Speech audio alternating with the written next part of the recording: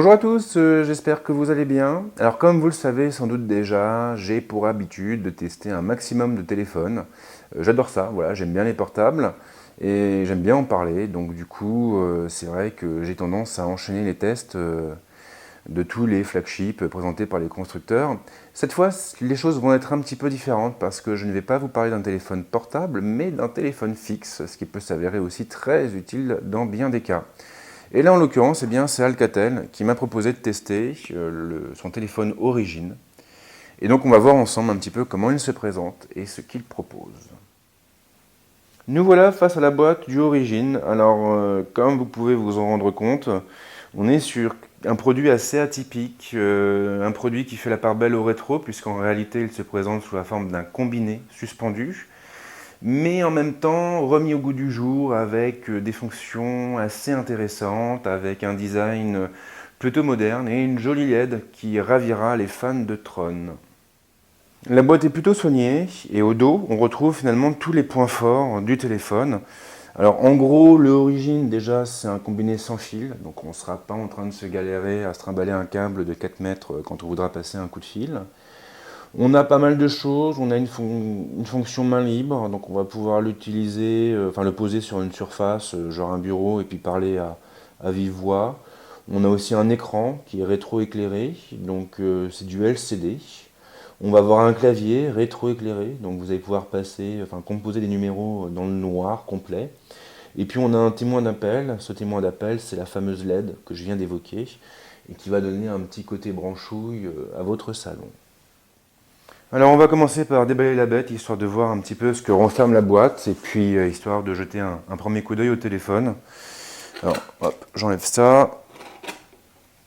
Et là, hop, la boîte s'ouvre un peu comme avec un rabat, et on tombe directement sur le téléphone et sur la base, qui sont tous les deux enveloppés de plastique. Alors qu'est-ce que je vais retirer en premier? Alors déjà j'ai peut-être enlevé cette languette, voilà. Voilà. Donc ça va être le téléphone, que je garde pour après. Ici, nous avons le socle, que je garde aussi pour après. Le guide, qui va nous permettre de le configurer, de le paramétrer. Voilà, réglage des sonneries. On va ajouter nos amis au carnet d'adresse. Et puis, ici, je suppose que nous allons avoir l'alimentation. Voilà, j'ai réussi à l'ouvrir avec les dents. Et donc là, voilà, les accessoires, donc le câble d'alimentation, bien sûr, le câble du téléphone, une batterie pour le combiner, je suppose, et puis une prise téléphonique au cas où.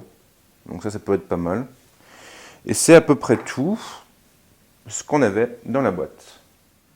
Alors déjà, la première chose qu'on peut constater, c'est que le téléphone il est assez massif, il est assez long. On est loin de ce que proposent la plupart des concurrents. Maintenant, il ne faut pas oublier qu'on est ici sur un design un peu rétro.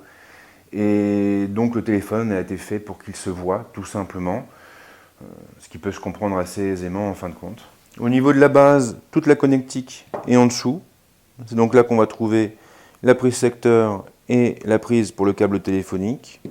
Et puis ensuite, bien sûr, nous avons le combiné avec ses grosses touches, son écran. Donc on est sur quelque chose d'assez traditionnel. Maintenant, tout ce qu'on lui demande, c'est de téléphoner. On ne lui demande pas non plus d'aller chercher la mer à boire. Après, c'est vrai que c'est un objet plutôt amusant et je crois que je vais prendre plaisir à le tester. Donc voilà pour ce déballage. Alors j'ai pas vraiment encore évoqué les fonctions en détail. Ça je pense qu'il va me falloir un petit peu de temps avant de le prendre en main, avant de comprendre comment il fonctionne.